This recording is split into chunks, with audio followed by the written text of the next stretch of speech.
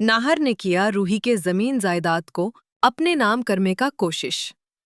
जी हाँ दोस्तों, अब गोयन का हाउस में ऐसा तूफान आने वाला है जिसे देखकर हर कोई दंग रह जाएगा। क्योंकि जिस इंसान को रूही अपना सबसे बड़ा सहारा समझ रही थी, वही इंसान अब उसकी जिंदगी का सबसे बड़ा दुश्मन बन चुका है। और अब नाहर का असली चेहरा धीरे धीरे सबके सामने आने लगा है। लेकिन सबसे बड़ी बात यह है कि रूही अब पहले वाली कमजोर लड़की नहीं रही। अब रूही हर चाल को समझना सीख चुकी है और अब वो हर कदम बहुत सोच समझकर उठाने लगी है। क्योंकि उसे एहसास हो चुका है कि इस घर के अंदर हर कोई उसका अपना नहीं है। कुछ लोग ऐसे भी हैं जो सिर्फ उसका इस्तेमाल करना चाहते हैं और उसकी जमीन जायदाद पर कब्जा करना चाहते हैं। इसलिए अब रूही ने फैसला कर लिया है कि चाहे कुछ भी हो जाए, वो अपने हक को किसी भी कीमत पर किसी के हाथों में नहीं जाने देगी। दोस्तों, कहानी की शुरुआत होती है गोयन का हाउस से, जहां पूरा परिवार अपने अपने काम में लगा हुआ होता है। तभी अचानक घर के बाहर एक डिलीवरी बॉय आता है और गार्ड से कहता है कि ये बहुत जरूरी पार्सल है जो गोयन का हाउस के एक सदस्य के नाम आया है। गार्ड तुरंत अंदर जाकर सबको इस बारे में बताता है। तभी नाहर को फोन आता है और फोन सुनते ही उसके चेहरे पर एक अजीब सी खुशी दिखाई देने लगती है, जैसे वो इसी पल का इंतजार कर रहा था। नाहर तुरंत तेजी से बाहर भागता है और डिलीवरी बॉय के हाथ से वो पार्सल ले लेता है और बिना किसी को कुछ बताए सीधे अपने कमरे में चला जाता है। वहां जाकर वो दरवाजा बंद करता है और उस पार्सल को खोलता है। जैसे ही वो पार्सल खुलता है, नाहर के चेहरे पर शैतानी मुस्कान आ जाती है, क्योंकि उस पार्सल के अंदर वही कागजात होते हैं जिनका उसे काफी दिनों से इंतजार था। असल में दोस्तों, नाहर ने बहुत चालाकी से कुछ ऐसे पेपर तैयार करवाए थे जिन पर अगर रूही साइन कर देती तो उसकी सारी जमीन जायदाद कानूनी तौर पर नाहर के नाम हो जाती और किसी को कुछ पता भी नहीं चलता। नाहर सोच रहा था कि वो प्यार और भरोसे का नाटक करके आसानी से रूही से साइन करवा लेगा, क्योंकि रूही पहले से ही परेशानियों में घिरी हुई थी और उसे सहारे की जरूरत थी।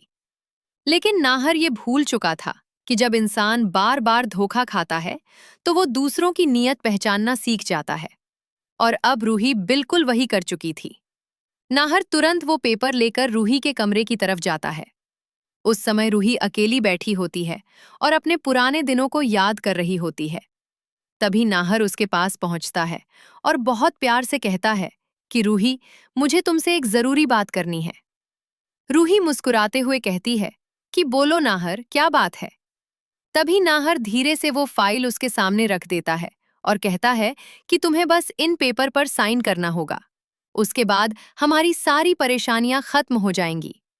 रूही जैसे ही ये सुनती है, वो थोड़ा हैरान हो जाती है और कहती है कि किस चीज के पेपर है ये।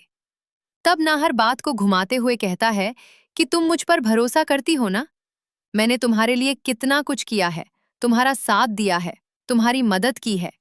अब तुम्हें भी मेरे लिए इतना तो करना ही पड़ेगा। लेकिन दोस्तों, रूही को नाहर की बातों में कुछ अजीब लगने लगता है, क्योंकि नाहर बार बार उसे बिना पढ़े साइन करने के लिए कह रहा था। रूही तुरंत पेपर उठाकर पढ़ने लगती है और जैसे ही उसकी नजर उन कागजों पर पड़ती है, उसके पैरों तले जमीन खिसक जाती है। क्योंकि उन पेपर में साफ साफ लिखा होता है कि रूही अपनी सारी जमीन जायदाद अपनी मर्जी से नाहर के नाम कर रही है। ये देखकर रूही की आंखों में गुस्सा भर जाता है और वो तुरंत नाहर से कहती है कि आखिर तुमने सोच भी कैसे लिया कि मैं अपनी सारी प्रॉपर्टी तुम्हारे नाम कर दूंगी? हमारे बीच ऐसा कौन सा समझौता हुआ था नाहर? तब अपना असली रंग दिखाना शुरू कर देता है और कहता है कि अगर मैंने तुम्हारी मदद की है तो बदले में मुझे भी कुछ चाहिए। और वैसे भी तुम्हारे पास इतना सब कुछ है, तुम अकेली क्या करोगी? इसका रूही ये सुनते ही समझ जाती है कि नाहर कभी उसका अपना था ही नहीं। वो सिर्फ उसकी दौलत के पीछे इस घर में आया था और नकली बनकर उसका भरोसा जीतने की कोशिश कर रहा था। तभी नाहर जबरदस्ती रूही का हाथ पकड़कर उससे साइन करवाने की कोशिश करता है। लेकिन रूही झटके से अपना हाथ छुड़ा लेती है और कहती है कि अब मुझे समझ आ चुका है कि तुम आखिर हो कौन। तुम सिर्फ मेरी जमीन जायदाद चाहते हो।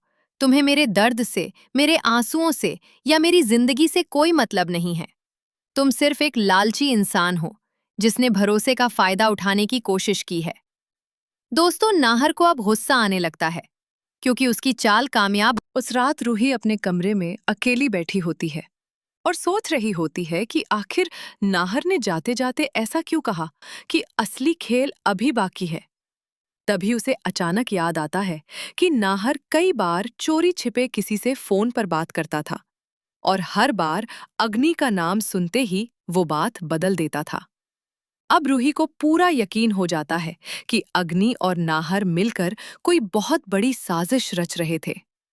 इसलिए रूही चुपचाप नाहर के कमरे में जाती है ताकि उसे कोई सबूत मिल सके। रूही जैसे ही कमरे की तलाशी लेना शुरू करती है, तभी उसे एक पुराना फोन मिलता है जो नाहर अक्सर छुपाकर रखता था। रूही फोन ऑन करती है और उसमें मौजूद रिकॉर्डिंग सुनना शुरू करती है। तभी एक रिकॉर्डिंग में अग्नि की आवाज सुनाई देती है जिसमें वो नाहर से कह रही होती है कि किसी भी तरह रूही से साइन करवा लो, उसके बाद सारी प्रॉपर्टी हमारी हो जाएगी और फिर रूही को इस घर से हमेशा के लिए निकाल देंगे। ये सुनते ही रूही के पैरों तले जमीन खिसक जाती है क्योंकि अब उसे समझ आ जाता है कि अग्नि ही इस पूरे खेल की असली मास्टरमाइंड है। लेकिन दोस्तों, कहानी यहाँ खत्म नहीं होती क्योंकि उसी समय अग्नि वहां पहुंच जाती है और रूही के हाथ में फोन देखकर समझ जाती है कि उसका राज खुल चुका है। अग्नि तुरंत गुस्से में रूही पर हमला करने की कोशिश करती है और कहती है कि तुमने बहुत बड़ी गलती कर दी रूही, तुम्हें ये सब नहीं जानना चाहिए था। लेकिन रूही अब डरती नहीं है। वो अग्नि को जोर से धक्का देती है और कहती है कि अब तुम्हारा खेल खत्म हो चुका है। मैंने तुम्हारी सारी सच्चाई जान ली है और अब मैं सबको तुम्हारा असली चेहरा दिखाकर रहूंगी। तभी नीचे हॉल में गोयन का परिवार इकट्ठा हो जाता है क्योंकि ऊपर से लड़ाई की आवाजें आ रही होती हैं। सब लोग कमरे में पहुंचते हैं और देखते हैं कि अग्नि और रूही आमने सामने खड़ी हैं। रूही तुरंत वो रिकॉर्डिंग सबको सुना देती है। रिकॉर्डिंग सुनते ही पूरे परिवार के होश उड़ जाते हैं क्योंकि अग्नि साफ साफ नाहर के साथ मिलकर साजिश करती हुई सुनाई दे रही होती है। अब अग्नि के पास खुद को बचाने का कोई रास्ता नहीं बचता। अग्नि गुस्से में चिल्लाने लगती है और कहती है कि हाँ, मैंने ये सब किया क्योंकि मुझे इस घर की दौलत चाहिए थी। मुझे हमेशा लगता था कि सारी खुशियां सिर्फ रूही को मिलती हैं और मैं हमेशा पीछे रह जाती हूँ। इसलिए मैंने नाहर के साथ मिलकर ये प्लान बनाया, लेकिन मुझे क्या पता था कि रूही इतनी जल्दी सब समझ जाएगी। ये सुनते ही परिवार के लोग अग्नि से नफरत करने लगते हैं और कहते हैं कि तुमने सिर्फ पैसे के लिए रिश्तों को बेच दिया। रूही की आंखों में आंसू आ जाते हैं क्योंकि जिस इंसान को वो अपनी बहन मानती थी, वही उसकी सबसे बड़ी दुश्मन निकली। लेकिन फिर भी रूही खुद को संभालते हुए कहती है कि रिश्ते भरोसे से बनते हैं, लालच से नहीं, और जिसने भरोसा तोड़ा उसे कभी माफ नहीं किया जा सकता। तभी पुलिस दोबारा गोयन का हाउस पहुंचती है क्योंकि रूही पहले ही उन्हें सबूत भेज चुकी होती है। पुलिस अग्नि को भी गिरफ्तार कर लेती है और उसे अपने साथ ले जाने लगती है।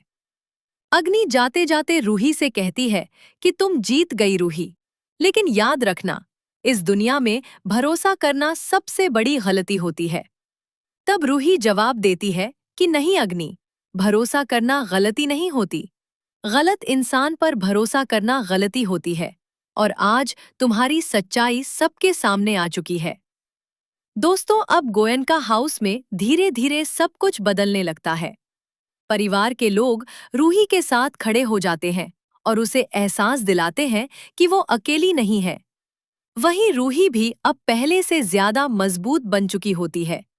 उसने सीख लिया था कि जिंदगी में हर किसी पर आंख बंद करके भरोसा नहीं किया जा सकता और अपने हक के लिए लड़ना बहुत जरूरी होता है। लेकिन कहानी में अभी भी कई राज बाकी थे क्योंकि नाहर ने जाते जाते एक और बात कही थी कि असली गुनहगार अभी सामने नहीं आया है। अब क्या सच में इस पूरे खेल के पीछे कोई और भी है? क्या रूही उस असली चेहरे तक